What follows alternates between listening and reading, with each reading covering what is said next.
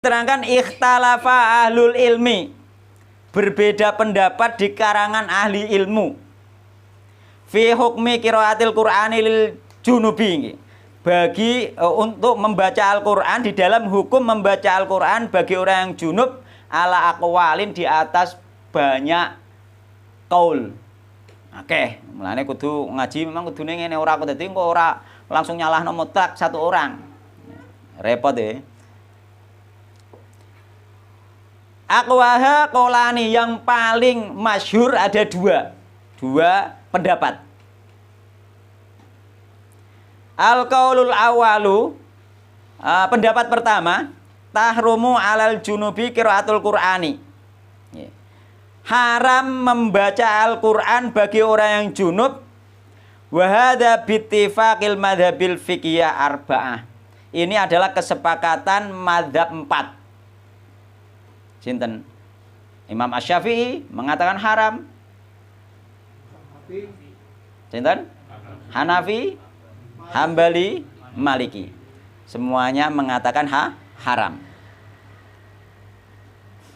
Yakni Al-Hanafiyah, mazhab Hanafi, Al-Malikiyah, mazhab Maliki, Wasyafi'iyah, mazhab Hanafi wal Hanabilah, mazhab Imam Ahmad bin Hambal. Wabihi, dan pendapat ini bahwa haram membaca Al-Quran bagi orang yang junub, qala aktsaru ahli ilmi, kebanyakan mayoritas ulama mengatakan haram. Dalilnya apa? Dalilnya asar, yakni diantara hadis iki mau, terus kemudian asar, asar dari apa itu Umar bin Khattab, jadi Umar bin Khattab diantarane dalile, kana Umar bin Khattab yakrahu ay yaqra al-Qur'ana wa junubun.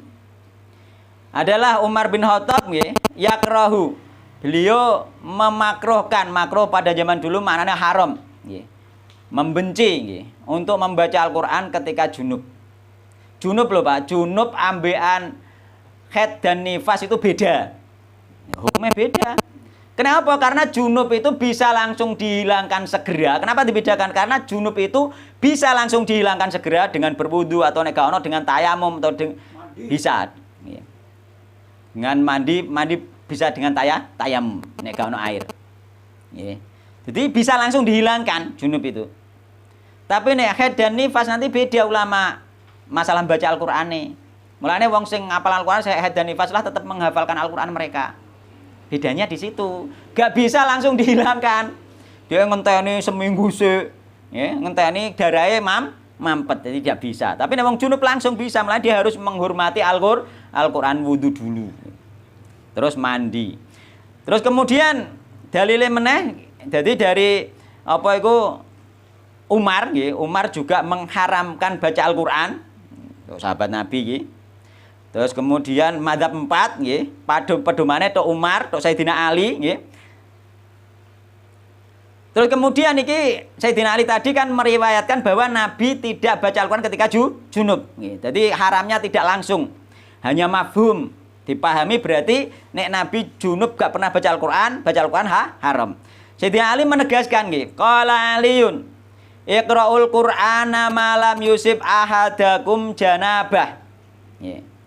Bacalah Al-Qur'an selagi salah seorang di antara kalian tidak junub.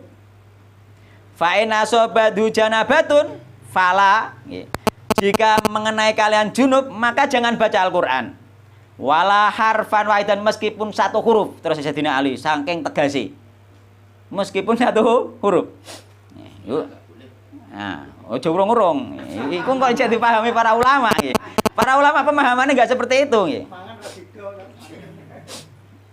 Enggak ada seperti itu. Nanti ada pemahaman ulama yang dimaksud boleh itu yang seperti itu nanti. Yang termasuk boleh itu yang tidak diniatkan baca Al-Qur'an. Misalnya mau makan baca bismillah, setelah minum saya alhamdulillah, kesandung innalillah. Nah, hal-hal yang seperti ini meskipun junub boleh. Itu maksudnya. Jadi yang masuk dibolehkan baca Al-Qur'an ketika junub adalah yang seperti ini. Sedangkan memang sengaja baca untuk membaca, ngerti paham kan ya? Maka itu yang tidak boleh. Tapi ketika sampean kesandung innalillahi wa inna ilaihi raji'un kan juga Al-Qur'an. Nah, jadi memang perincian itu seperti itu nggih.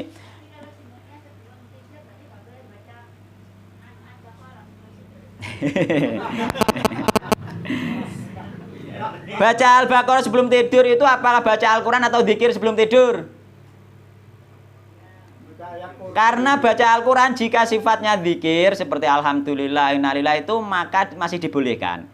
Maka jika itu maksudnya adalah zikir tetap dibolehkan, bukan baca. Baca dan zikir itu beda. Nah, gitu. Nah iya. Nah, maka dimasukkan kepada zikir. Insya Allah tidak ada masalah dimasukkan kepada zikir. Ini nanti dilanjutkan dulu ya. Terus ini pendapat pertama dalile Umar ambean Ali, gitu. Itu sudah jelas dan tidak meragukan. Terus al-qaulu tsani pendapat yang kedua.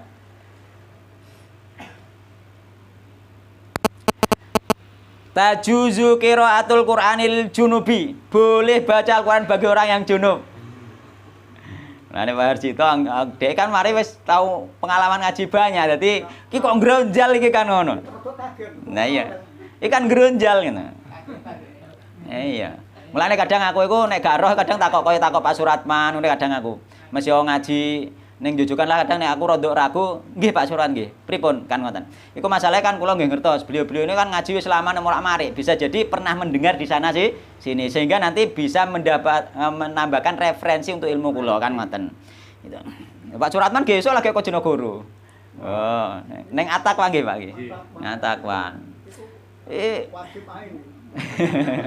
Enggak kan masalahnya kan memang talabul ilmi seperti itu, nyatanya orangnya sehat ya.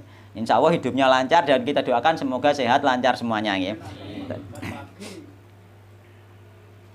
Nyatanya juga sampai kekurangan duit padahal ditinggal ngaji terus kan ngoten. Mulane kadang sing gak tahu dal ngaji bingung masalah duit kan ngoten. Padahal kalong bensin mek kalong gak mergawe cara hitungan kan ngoten lho. Tapi kenyataannya mboten. Jadi mulane sampean ora usah perhitungan. Lho iki wae mergawe ora usah pikir. Engko diganti oleh Allah dengan lewat yang lain. Dalane liyane nggih, terserah Allah Subhanahu wa taala. Jadi al-qaulu tsani tajuzu qiraatul Qur'an lil junubi nggih. Boleh baca Al-Qur'an bagi orang yang junub.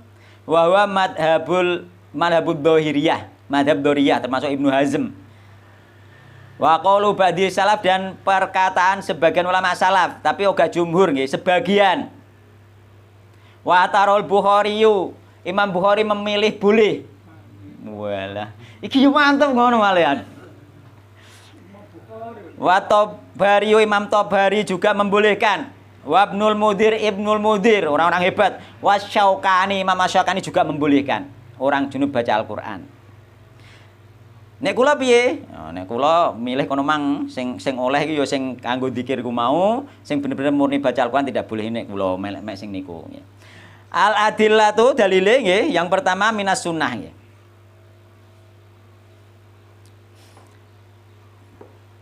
Dalile iki hadis nggih.